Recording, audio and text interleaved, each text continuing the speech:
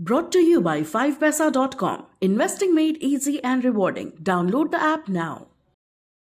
नमस्कार, आप देख रहे हैं बिस्तक। मैं हूं रजत देवगन। आज वित्त मंत्री ने संसद में बजट पेश किया। अटकलें ये लग रही थी कि कहीं ये पॉपुलिस्ट बजट ना हो, यानी कि किसानों को लुभाने की कोशिश कर सकती है सरकार, क्योंकि 5 राज्यों के चुनाव नजदीक हैं। लेकिन बिल्कुल वैसा हुआ नहीं। पूरा फोकस सरकार का ग्रोथ पे था और जो भी अनाउंसमेंट्स आ रही थी वो हम देख रहे थे कि इंफ्रास्ट्रक्चर से जुड़ी हुई हैं, रोड हाईवेज कंस्ट्रक्शन से जुड़ी हुई हैं, कैपिटल एक्सपेंडिचर को बढ़ावा दिया सरकार ने। ऐसी ऐसी अनाउंसमेंट्स आई और वो बाजार को बहुत अच्छी लगी। इनफैक्ट आज शुरुआत ही तेजी के साथ हुई थी। निफ्टी की 17,529 के लेवल पे ओपन हुए, हाई लगा दिया 17,622 का।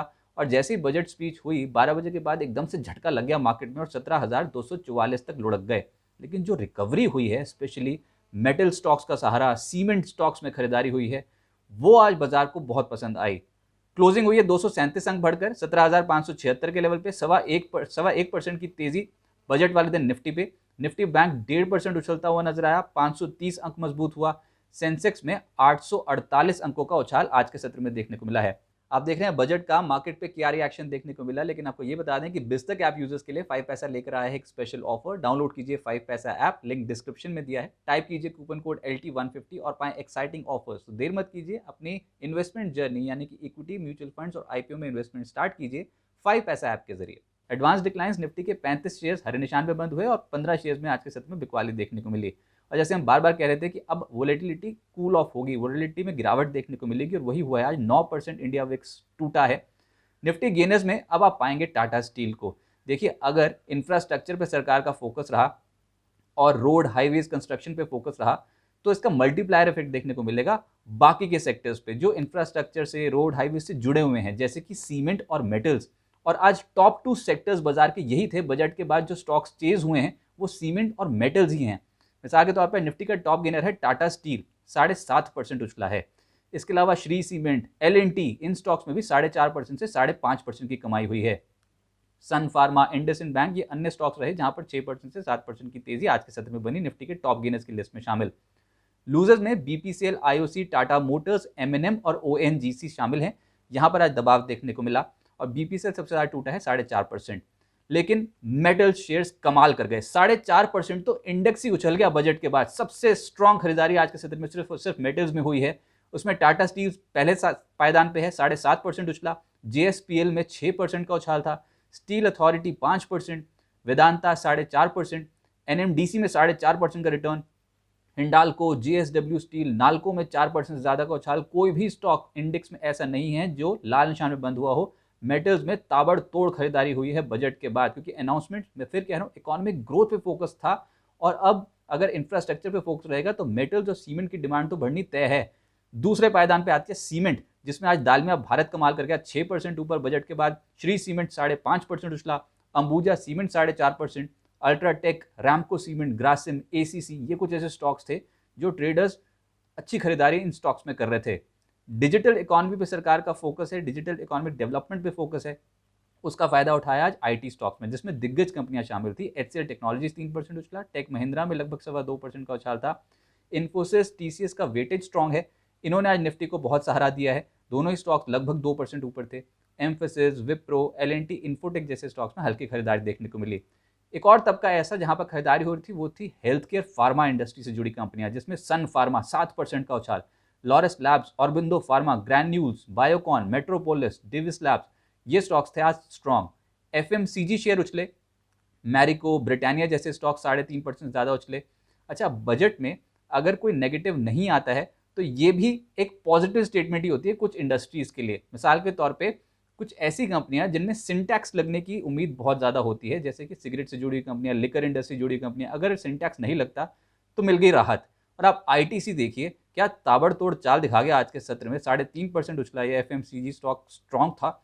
इसके अलावा यूनाइटेड ब्रूरीज 2% से ज्यादा उछला। मैकडॉल में 2% से ज्यादा का उछाल देखने को मिल रहा था, तो ये स्टॉक्स थे आज स्ट्रॉन्ग। और डाबर 2% उछला। रियल्टी शेयर चढ़े, जिसमें Oberoi realty, Ajmera realty, DLF 4% से 6% उछले। अन्य stocks Sobha, India bulls real estate, Sunteck और गोदरेज प्रॉपर्टीज में खरीदारी देखने को मिल रही थी। आज सरकारी बैंक्स का दिन नहीं था, निजी बैंक्स, यहां पर पार्टिसिपेशन स्ट्रॉन्ग था। इंडसइंड बैंक 6% उछला।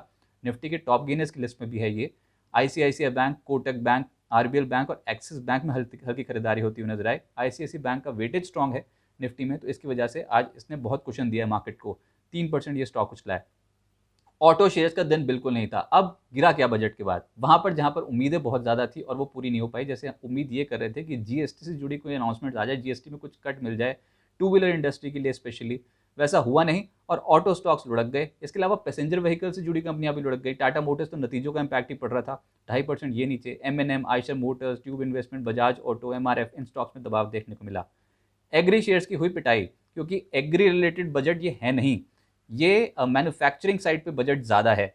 एग्री सेक्टर में जो आज पिटाई हुई इसमें मद्रास फर्टिलाइजर 7% नीचे, NFL, RCF, Chambal fertilizer, FACT, GSFC जैसे स्टॉक्स यहाँ पर दबाव देखने को मिल रहा था। एक्सपेक्टेशन इथेनॉल ब्लेंडिंग प्रोग्राम से लेके बहुत ज़्यादा बातें हुई थी, आज उसमें कोई बहुत मेजर बड़ी अनाउंसमेंट्स हमने नहीं देखी, तो प्रॉफिट बुकिंग तो लगभग तय थी कि शुगर में होती हुई नजर आएगी। बिल्कुल वैसे ही हुआ। Dwarikesh sugar, KM sugar, Avadh sugar, Magadh sugar, Rana sugar, EID Parry, इनमें हायर लेवल पे प्रॉफिट बुकिंग हो गई।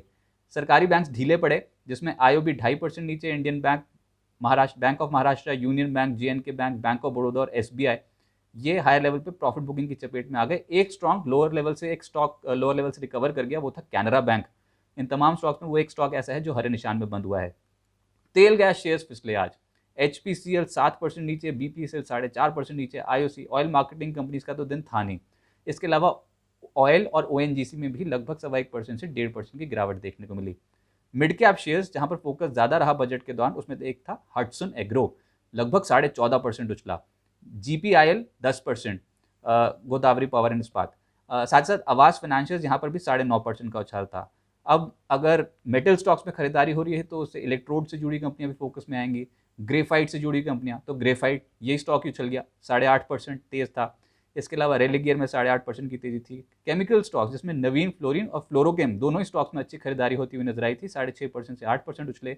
वीआरएल लॉजिस्टिक्स, महिंद्रा लाइफ 6.5% से 8% का उछाल। पेपर इंडस्ट्री जुड़ी कुछ चुनिंदा कंपनियों में खरीदारी थी, जिसमें वेस्ट कोस्ट पेपर 6.5% ऊपर था और इंफ्रास्ट्रक्चर में जैकॉप पे फोकस था, 6.5% ये ऊपर। फिनोलेक्स इंडस्ट्रीज, पाइप से जुड़ी कंपनी, ये स्टॉक 6% ऊपर और शिपिंग कॉर्पोरेशन के रिजल्ट्स बाजार को पसंद आए थे, सुबह से ही तेज था, 6% ऊपर बंद होता हुआ नजर आया। अब आगे क्या होगा?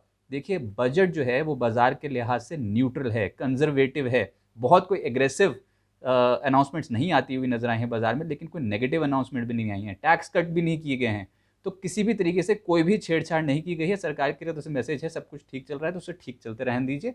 जीडीपी बेस बढ़ेगा, ग्रोथ बढ़ेगी, तो अपने आप रेवेन्यू सरकार के पास ज़्यादा आता हुआ नजर आएगा। ये एक पॉजिटिव स्टेटमेंट हो गई, कुछ नेगेटिव ना कहना भी अपने आप में पॉजिटिव बात है, तो बाजार ने उसको आज अच्छे हाथों लिया है। लेकिन अब क्लियर कट फोकस जो कॉर्पोरेट अर्निंग का ट्रेंड होगा उस पर चला जाएगा। पिछले साल तो हमने ताबड़तोड़ रिटर्न्स देख लिए थे, अब बजट हमने देख लिया, वो बीत गया, लेकिन अब जो फोकस रहेगा वो ग्लोबल मार्केट्स की परफॉर्मेंस, लिक्विडिटी की सिचुएशन होती है उस पर, महंगाई कितनी बढ़ती है उस पर, और साथ साथ कंपनियां कैसे अपनी अर्निंग्स रिपोर्ट करती हैं, मार्जिन पिक्चर कैसे रिपोर्ट करती हैं, इन तमाम मुद्दों पे अब फैक्टर करना होगा हमें। तो कह नहीं सकते कि बाजार पे कुछ ताबड़तोड़ चाल देखने को मिलेगी, लेकिन हाँ, एक रिलीफ था कि बजट पे जो फोकस रहा वो ग्रोथ पे रहा और वो बाजार को कहीं ना कहीं सहारा दे सकता है। लेकिन अब हमको मैक्रो फ्रंट पे भी देखना होगा कि क्या कुछ पिक्चर बन रही है। बहुत सारे इश्यूज हैं, तेल को लेकर, चाहे कच्चे तेल को लेकर या फिर लिक्विडिटी क्राइसिस को लेकर, बहुत सारे इश्यूज अभी बन सकते हैं। आप सपोर्ट और रेजिस्टेंस लेवल्स नोट कर लीजिए, जो अब बाजार में इस पड़ाव पे जहाँ पर हम खड़े हैं उस पर निकल के आते हैं। निफ्टी पे सपोर्ट लेवल 17,325, 17,260 और रेजिस्टेंस लेवल निकलता है 17,722 और 17,790। यहाँ तक का अपसाइड पोटेंशियल निफ्टी पे देखने को मिल सकता है। फिलहाल इस बजट अपडेट से इतना ही। आप देखते रहिए बिज़ तक। नमस्कार।